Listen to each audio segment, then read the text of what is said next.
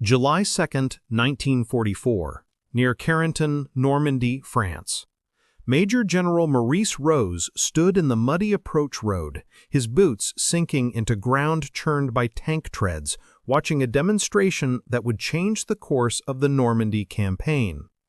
Before him, a standard M4A1 Sherman medium tank sat at idle, its 30-ton bulk seeming strangely inadequate, facing the innocuous-looking wall of earth and vegetation that rose 15 feet before them. But this Sherman was different.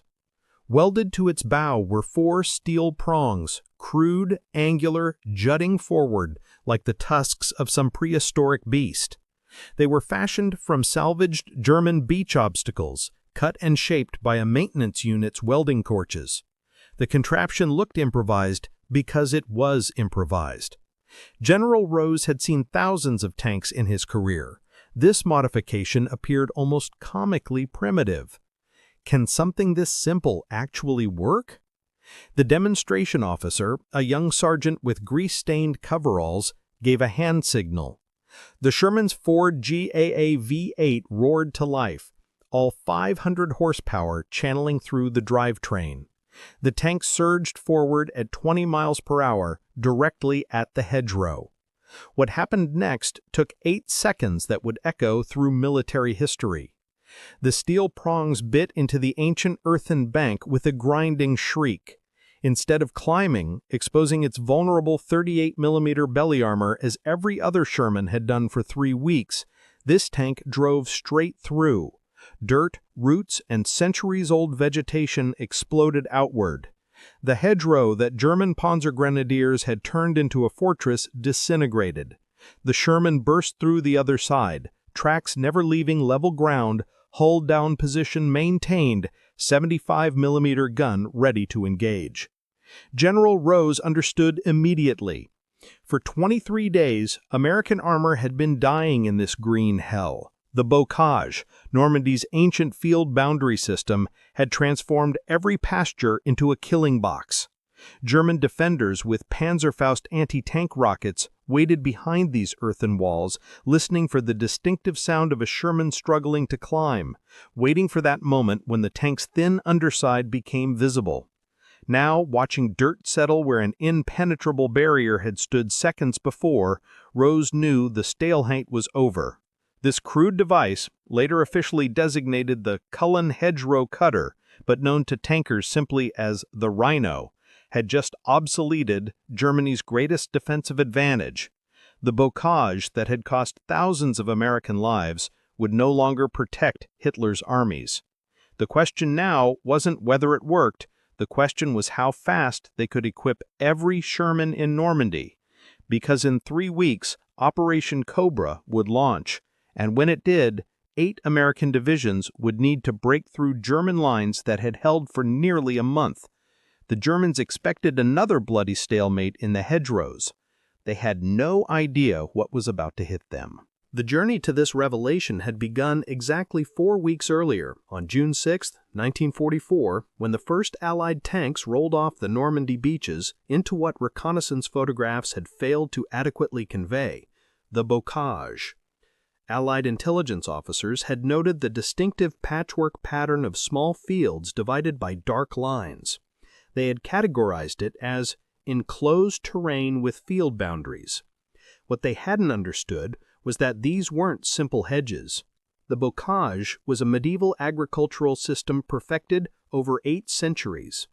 Each field boundary consisted of an earthen embankment, 3 to 4 feet thick, rising 10 to 15 feet high, topped with densely interwoven hawthorn, oak, and brambles, whose roots had been growing into the compressed earth since the Middle Ages. The banks themselves were solid enough to stop a 75mm armor-piercing round. Some were so old they appeared on William the Conqueror's land surveys from 1086. For American tankers fresh from the relatively open terrain of North Africa and Sicily, the bocage was incomprehensible. Lieutenant Jack Shea of the 2nd Armored Division recorded his first encounter on June 8, 1944. We advanced approximately 400 yards in 6 hours. Each field was a separate battle.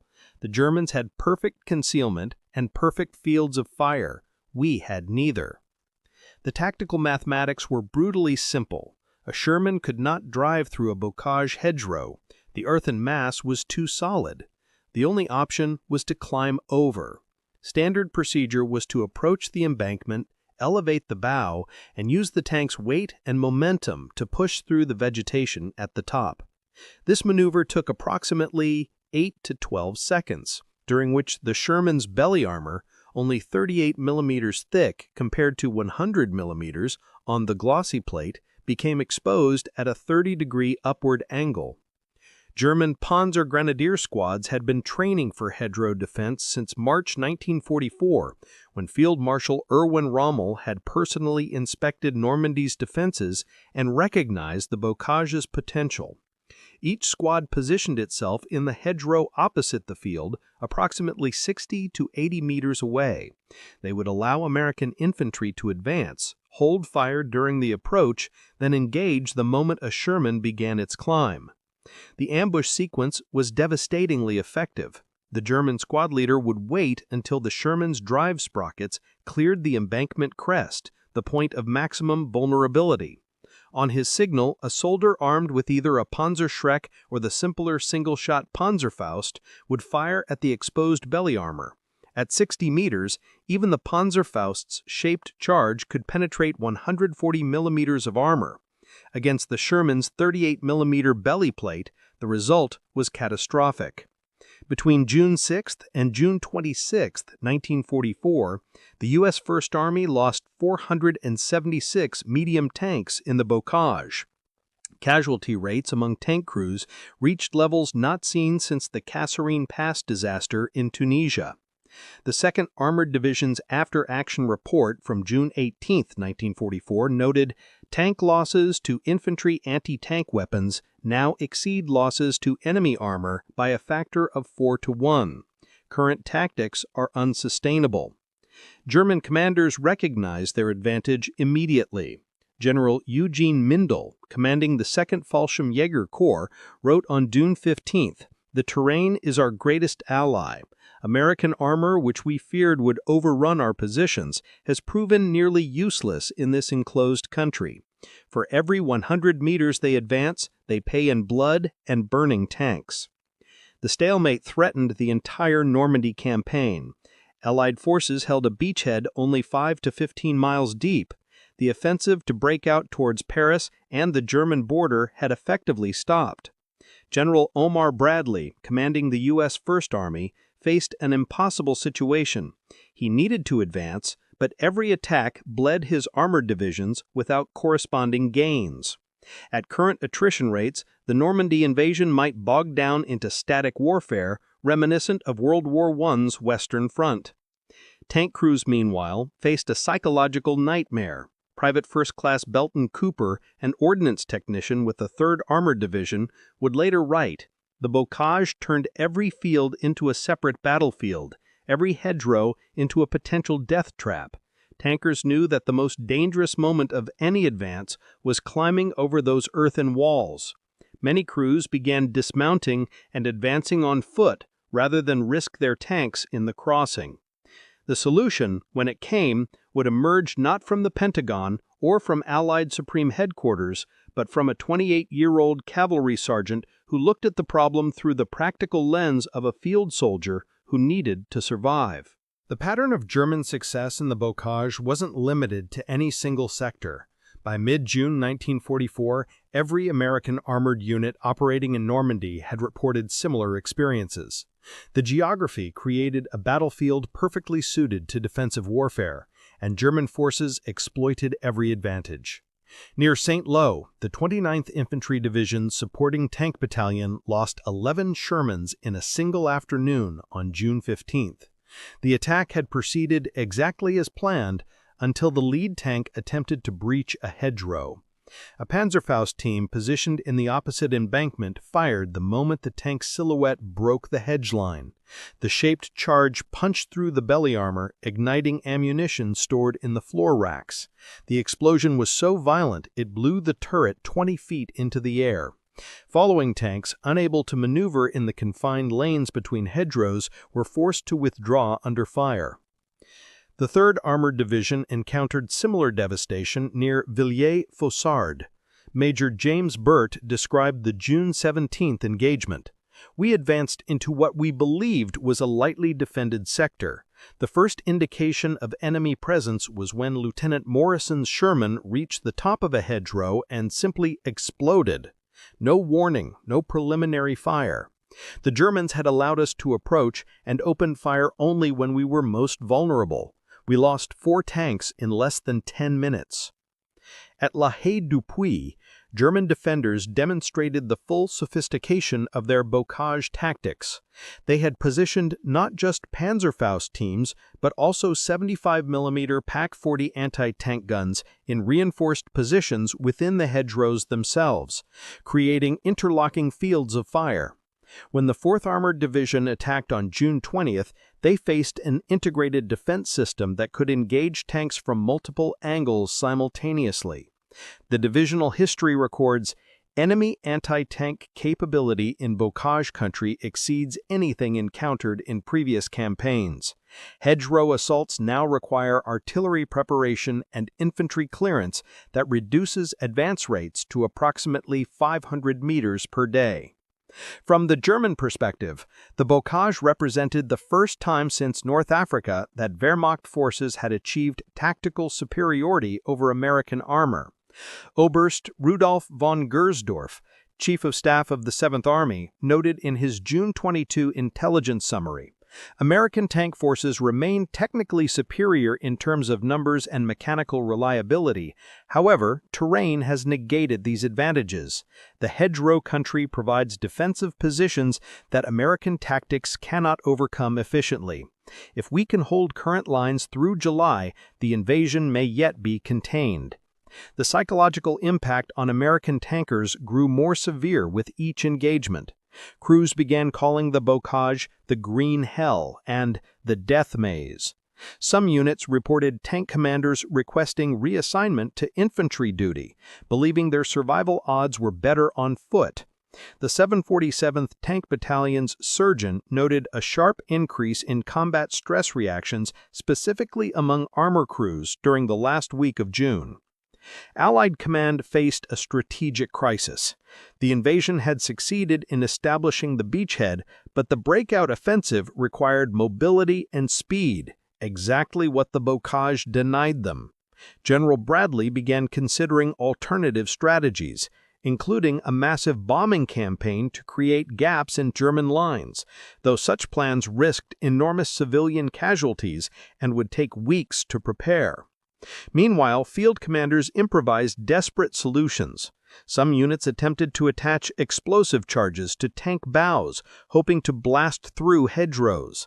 The experiments proved dangerous. Several tanks were damaged by their own demolitions, and ineffective, as the explosions rarely created breaches wide enough for a Sherman to pass through without exposing vulnerable areas. Other units tried using bulldozer blades to push through the embankments, but the blade angles weren't designed for this purpose, and progress remained dangerously slow. The advantage the Germans held depended entirely on a simple fact: American tanks could not transit bocage hedgerows without exposing their vulnerable undersides for 8 to 12 fatal seconds. Break that pattern, and the entire defensive system would collapse.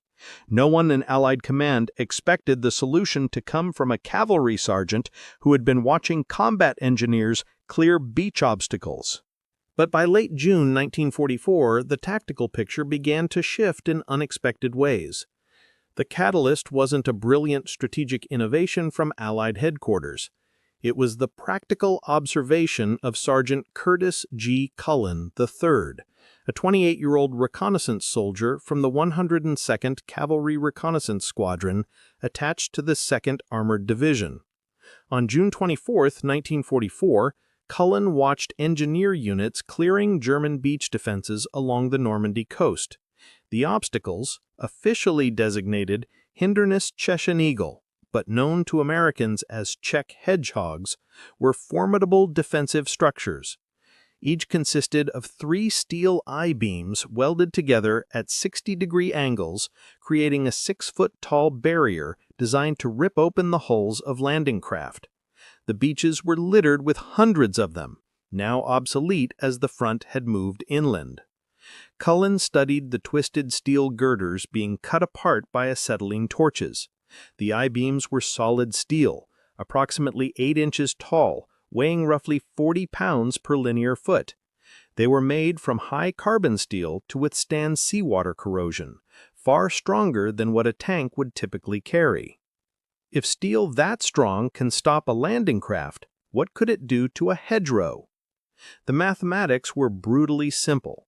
A bocage embankment was compressed earth, roots, and vegetation, materials that offered tremendous passive resistance but would yield to focused, sustained force. The problem wasn't that Sherman tanks lacked the power to penetrate hedgerows. The problem was the angle of attack. Climbing over required lifting 30 tons of tank up a 15-foot slope, exposing the belly. But what if the tank could approach horizontally, focusing all its power and weight through hardened steel cutting edges? Culin approached Captain James de Boggery, the 2nd Armored Division's ordnance officer, with his idea on June 26th. He sketched the design on a map case. 4 prongs made from salvaged Czech hedgehog beams, each approximately 6 feet long, angled slightly forward and welded to the tank's bow plate. The prongs would function like gigantic plow blades, allowing the tank to drive directly into a hedgerow rather than climbing over it. The earthen embankment would be forced apart by the steel tusks, creating a breach wide enough for the tank to pass through at ground level. De Boggery was skeptical. "Sergeant, that's a hell of a lot of weight to hang off the front of a Sherman. You're talking about 400 pounds of steel. That might affect the tank's handling." "Sir," Culin replied, "we're losing tanks every time they climb these hedges. I'd rather have a slower tank than a dead crew."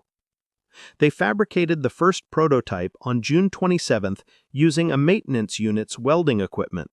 The design was crude: 4 sections of I-beam, each cut to 6-foot lengths, welded directly to the Sherman's lower bow plate at 45-degree angles. No blueprints, no engineering calculations, just practical field modification based on observed need. The test was conducted on June 28th in a field near Carentan. Lieutenant Colonel Harry McHugh, commanding the 2nd Armored Division's forward elements, agreed to observe.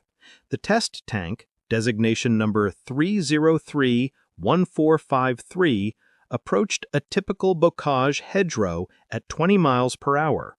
The steel prongs contacted the embankment with a grinding roar. For 3 seconds, it seemed the tank might stall. Then the earth surrendered. The hedgerow split open as if cut by enormous knives. The Sherman burst through, tracks maintaining traction, hull remaining level, gun ready to engage. McHugh's response was immediate. "How fast can you make more of these?" Word spread through the armored divisions with remarkable speed. Tank crews, desperate for any advantage, began to improvise their own versions even before official approval came through. Some used steel railroad rails found near destroyed French rail yards. Others salvaged steel plate from knocked-out German tanks. The designs varied, but the principle remained constant. Mount hardened steel cutting edges to the bow, allowing the tank to breach hedgerows horizontally rather than climbing over them. Technical analysis confirmed Cullin's insight. Engineers from the 1st Army Ordnance Group examined the device on June 30th and reported, "The modification increases bow weight by approximately 180 to 450 pounds depending on materials used. This represents less than 2% of total vehicle weight and does not significantly impact handling or mechanical reliability. Performance in hedgerow penetration exceeds all previous attempts. A properly equipped Sherman can breach typical bocage hedgerows in 5 to 8 seconds while maintaining hull-down posture and full defensive capability." The nickname Rhino emerged from the tankers themselves, referencing the horn-like appearance of the cutting prongs. Official designation remained Culin Hedgerow Cutter, but by early July, every tanker in Normandy knew it simply as the Rhino. The comparative advantage was staggering. A standard Sherman climbing a hedgerow, 12 seconds of exposure, maximum vulnerability, entire crew at risk. A Rhino-equipped Sherman breaching that same hedgerow, 7 seconds of protected advance, no exposure of belly armor, maintained tactical posture throughout. The difference between those two approaches was the difference between a death trap and a viable assault vehicle. General Omar Bradley saw the demonstration on July 2nd, the same test that Major General Rose witnessed. Bradley's immediate response was to issue orders for mass production. Every tank that participates in the forthcoming offensive will be equipped with hedgerow cutting devices. This is not optional. This is survival. The Germans had built their entire Normandy defensive strategy on a simple assumption. American tanks could not efficiently breach the bocage.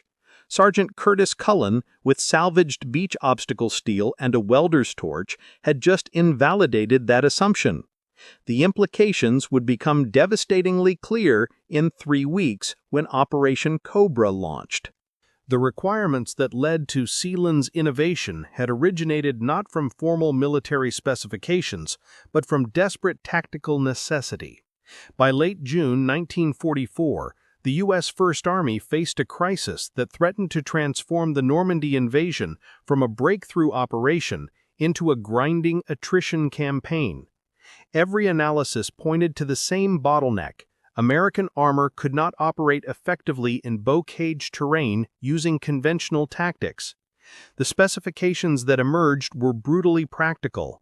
The device needed to allow a 30-ton medium tank to penetrate earthen embankments 3 to 4 feet thick and up to 15 feet high, maintain the tank's hold-down posture throughout the breach, preventing exposure of vulnerable belly armor, operate at tactically useful speeds of 15 to 20 miles per hour, function reliably across multiple breaches without mechanical failure, and require minimal modification to existing Sherman tank designs to enable rapid field installation.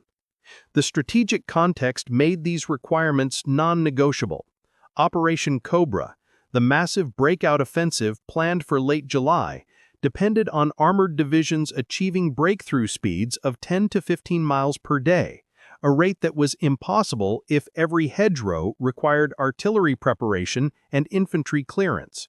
Bradley's planning staff calculated that at current hedgerow density, approximately 400 hedgerows per square mile in typical Norman bocage, an armored column would encounter a barrier every 40 to 50 meters. Without a solution, the offensive would bog down within hours. Curtis Cullen brought an unusual perspective to the problem. Unlike tank designers at the Detroit Arsenal or ordnance engineers at Aberdeen Proving Ground, Cullen had no formal engineering training. His background was in cavalry reconnaissance, a role that emphasized practical problem-solving and field improvisation. He had worked before the war as a machinist in New Jersey, giving him hands-on experience with metalworking and structural mechanics. But nothing in his background suggested he would solve a problem that had stumped senior military engineers. The impossible choice facing any solution was fundamental physics. To penetrate the bocage embankments, the device needed to be strong enough to withstand tremendous compression forces, potentially exceeding 50,000 pounds per square inch at the moment of initial contact, when all the tank's weight and momentum focused through the cutting edges. But the device also needed to be light enough not to impair the Sherman's mechanical reliability or battlefield performance. The mathematics were brutally simple. The Sherman M4A1 weighed approximately 30 tons, 66,000 pounds, fully loaded with crew, ammunition, and fuel. Its Ford GAA V8 engine produced 500 horsepower, giving a power-to-weight ratio of 13.5 horsepower per ton. Every pound of additional weight reduced this ratio and degraded performance, acceleration, hill climbing ability, maneuverability, and, most critically, ground pressure affecting cross-country mobility.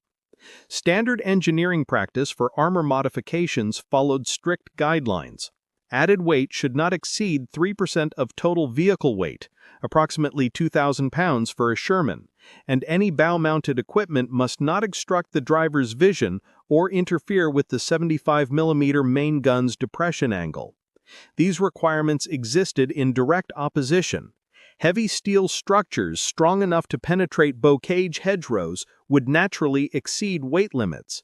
Lighter structures would fail under the compression forces or deform after multiple breaches. Curtis Cullen's solution was elegant precisely because it ignored conventional engineering constraints. Rather than designing a purpose-built device from scratch, which would require material specifications, stress analysis, weight calculations, and months of testing, he repurposed existing battlefield salvage. The German Czech hedgehog obstacles were already designed to withstand extreme force. Each I-beam section was made from high-tensile steel with carbon content exceeding 0.4%, heat-treated for impact resistance. The Germans had unknowingly provided the perfect material. The design trade-offs became clear during prototype testing. Initial versions using 4 6-foot prongs weighed approximately 450 pounds, well within acceptable limits, but requiring precise welding to the Sherman's bow plate to distribute stress properly. Some units experimented with shorter prongs, 4 feet, that weighed only 280 pounds, but proved less effective at splitting thick hedgerows, occasionally deflecting upward and causing the tank to climb rather than breach. Others tried 6-prong configurations for more cutting power, but the increased weight, up to 600 pounds, began affecting suspension performance. The final standardized design represented a compromise. 4 prongs, each 5 to 6 feet long, mounted at 45-degree angles, with reinforcement welding along stress points. Total weight 380 to 420 pounds depending on exact I-beam dimensions. The cutting edges were left unsharpened. Field tests showed that blunt force worked better than sharp edges, which tended to bite into the earth rather than splitting it apart.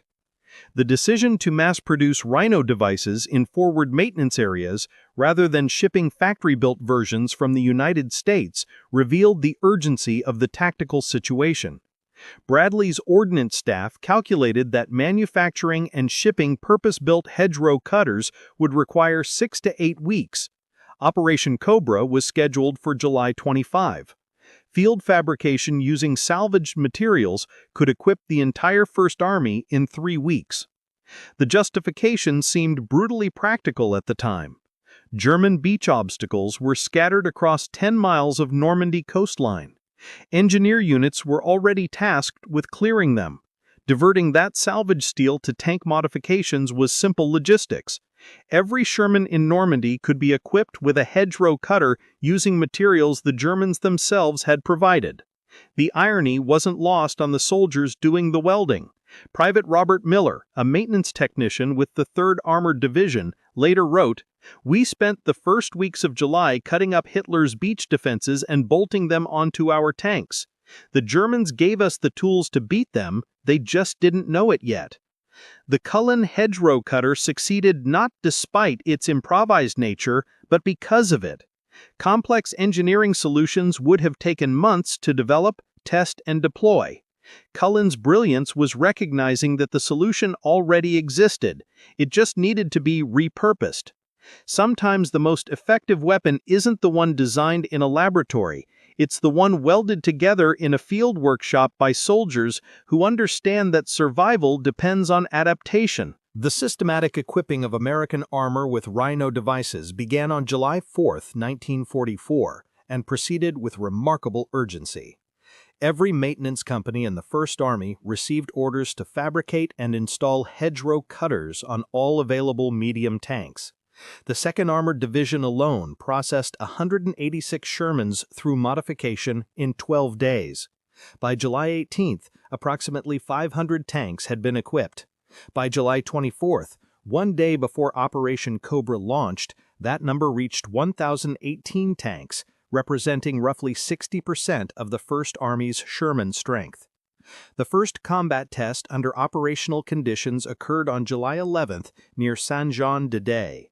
Lieutenant Colonel William Duncan's task force from the 3rd Armored Division conducted a limited objective attack against German positions that had repulsed 3 previous assaults. Duncan's after-action report provided the first documented account of Rhino effectiveness. Attack commenced 0545 hours with 12 medium tanks, 8 equipped with hedgerow cutters. Lead Rhino tanks breached 4 successive hedgerows in 17 minutes without taking casualties. Non-equipped tanks in reserve encountered no enemy fire as Rhino tanks had already penetrated German defensive positions before enemy anti-tank teams could establish firing positions. Objective secured 0642 hours, 0 tank losses, 6 German anti-tank teams captured or eliminated. German defenders reported confusion and shock. Obergefreite Klaus Hartmann, captured during the Saint-Jean-de-Day action, stated in interrogation, "We heard the American tanks approaching and positioned ourselves in the hedgerow as trained. We waited for the tanks to climb over where we could engage the belly armor. Instead, the hedgerow exploded. The Americans came straight through at high speed. We had no time to acquire targets before they were among us." The mathematics of attrition began shifting dramatically. Between July 11th and July 24th, First Army armored units equipped with Rhino devices reported tank losses of 47 vehicles in 32 separate engagements, an average of 1.5 tanks lost per engagement. During the same period, non-equipped units lost 89 tanks in 41 engagements, an average of 2.2 tanks lost per engagement. More significantly, the ratio of tanks lost to anti-tank infantry weapons versus armor-on-armor combat reversed. Prior to Rhino deployment, infantry anti-tank weapons caused 62% of tank losses. After deployment, that figure dropped to 28%. Operation Cobra launched at 0938 hours on July 25, 1944, with a massive aerial bombardment followed by ground assault. The 1st Infantry Division, supported by the 2nd and 3rd Armored Divisions, attacked south from positions near Saint-Lô toward Coutances. German 7th Army intelligence had identified the buildup and reinforced hedgerow defenses along expected avenues of advance. Panzer Lehr Division's Kampfgruppe 902 positioned anti-tank teams in depth, confident the bocage would channel American armor into killing zones. They were catastrophically wrong. At 11 o'clock hours, the first wave of Rhino-equipped Shermans hit German lines near Marigny. Rather than following roads or seeking gaps in hedgerows, the American tanks drove cross-country, smashing through bocage hedgerows as if they didn't exist. The 2nd Armored Division's Combat Command A penetrated 3 kilometers in the first hour, a rate of advance previously impossible in bocage terrain. Generalmajor Fritz Bayerlein, commanding Panzer Lehr, recorded his shock in the division's war diary. "The enemy is using new tactics and new equipment. American tanks are breaching hedgerows at multiple points simultaneously, ignoring our prepared defensive positions. Anti-tank teams report targets appearing from unexpected directions before they can establish firing positions.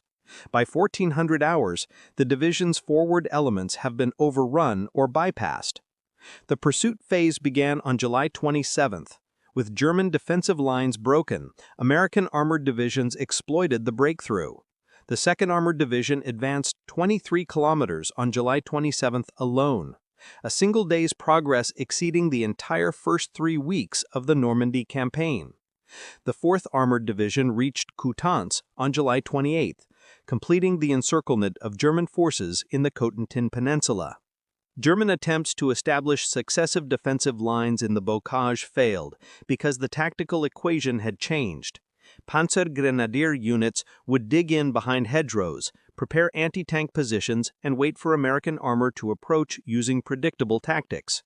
Instead, Rhino tanks would breach hedgerows at unpredictable locations, often attacking from directions German defenders had considered impassable. The defensive advantage the bocage had provided simply evaporated. Failed German countermeasures revealed the completeness of their tactical surprise. Some units attempted to reinforce hedgerows with additional earth and logs, but the Rhino's cutting power was sufficient to penetrate even reinforced positions. Others tried positioning anti-tank guns to cover multiple hedgerows simultaneously, but the ability of American tanks to breach at any point along a hedgerow's length made such positions untenable. By August 1st, German commanders in Normandy had effectively abandoned fixed hedgerow defenses, falling back to more conventional defensive positions in open terrain, where at least they could see attackers approaching. Late-war interrogations of German officers consistently emphasized their shock at the Rhino's impact. Ernst von Gersdorff stated, "The bocage was our greatest advantage in Normandy.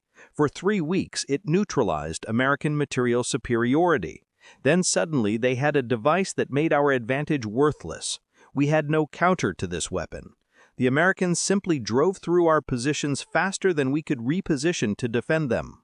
The most vivid demonstration of the Rhino's effectiveness came during the Falaise Pocket encirclement in mid-August.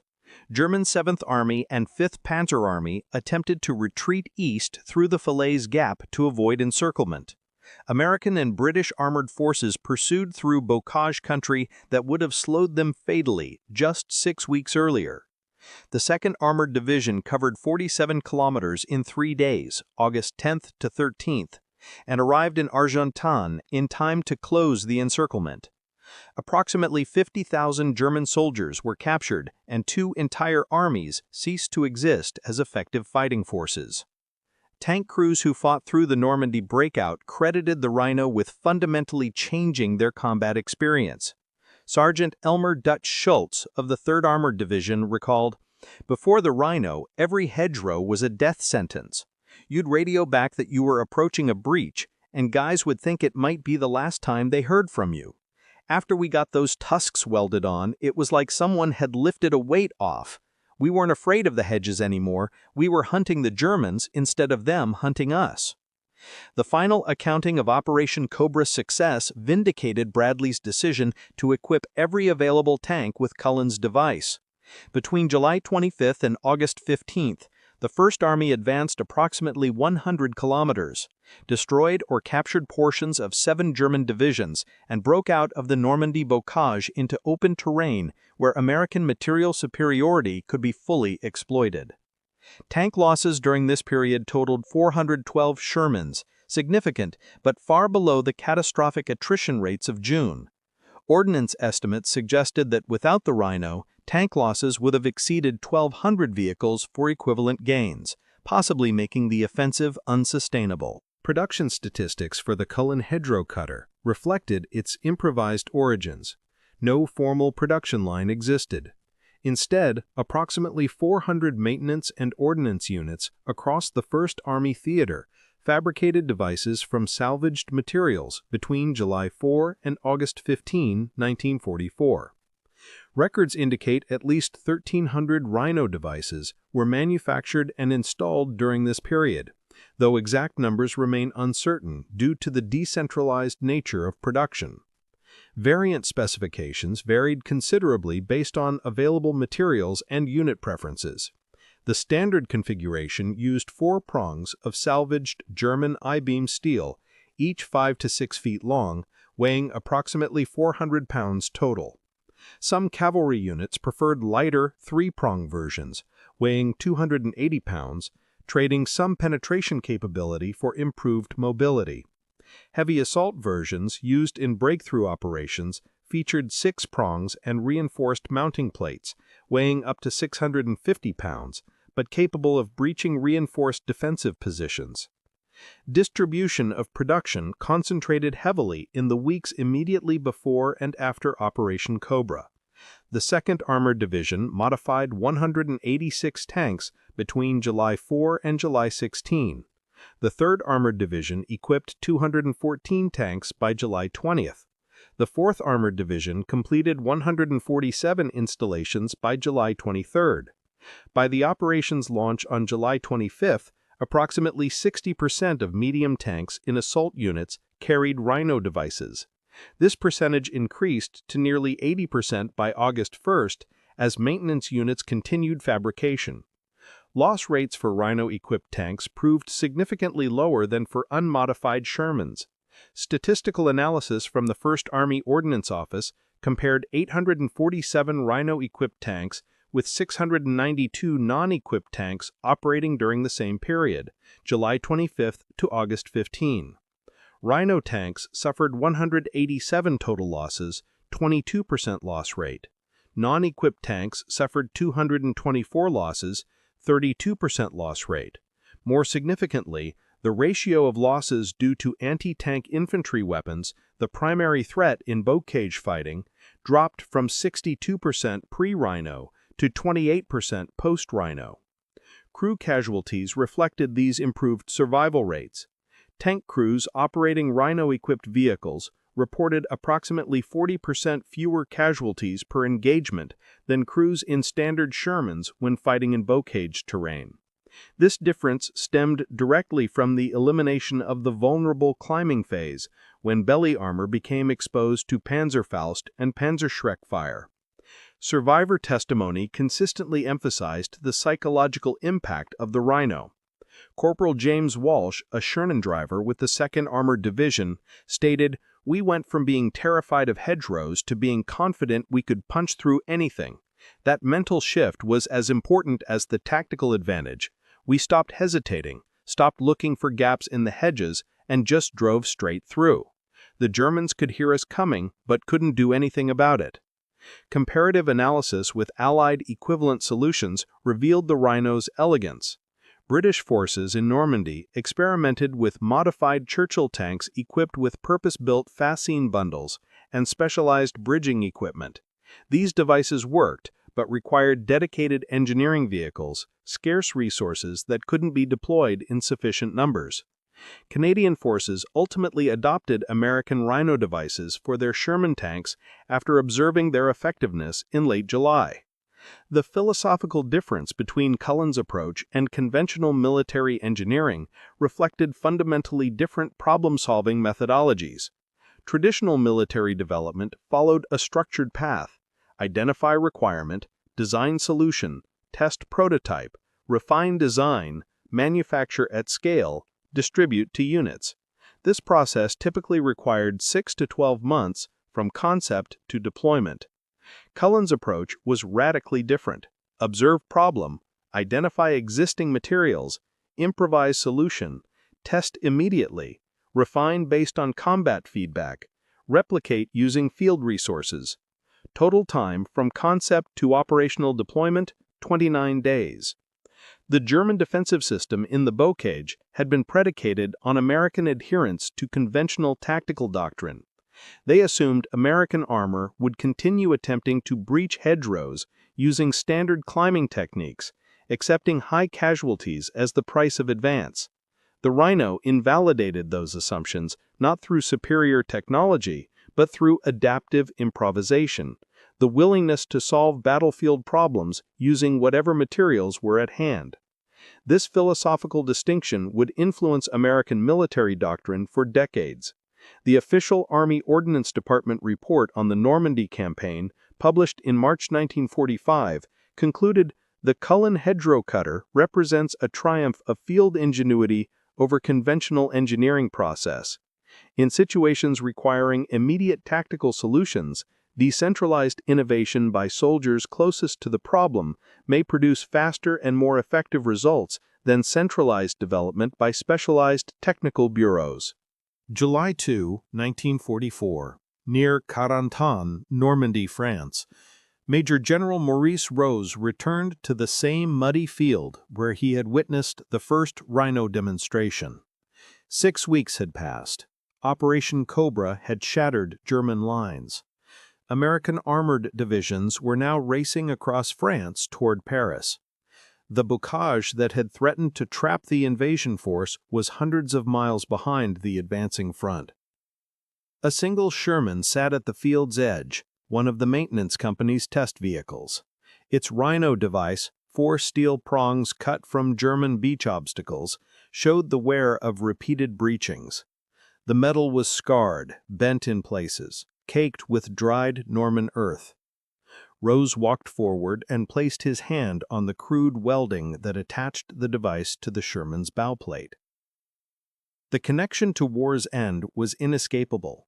The Normandy breakout made possible by the Rhino led directly to the liberation of France, the destruction of German forces in the West, and ultimately to victory in Europe 9 months later.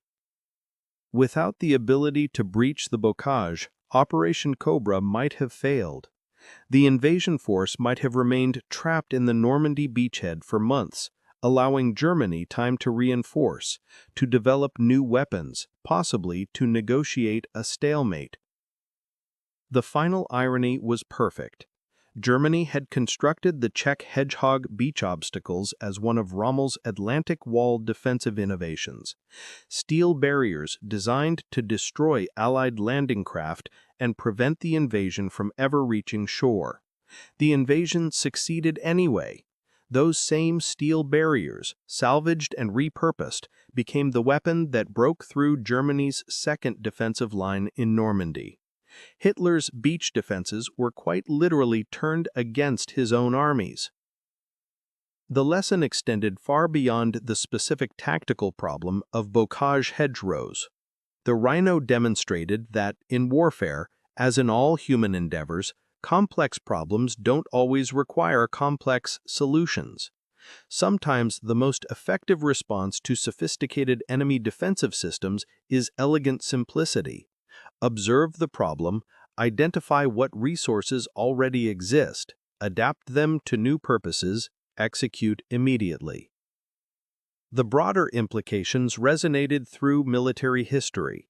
The story of Sergeant Curtis Culin III proved that strategic advantage doesn't always flow from superior industrial capacity or advanced technology.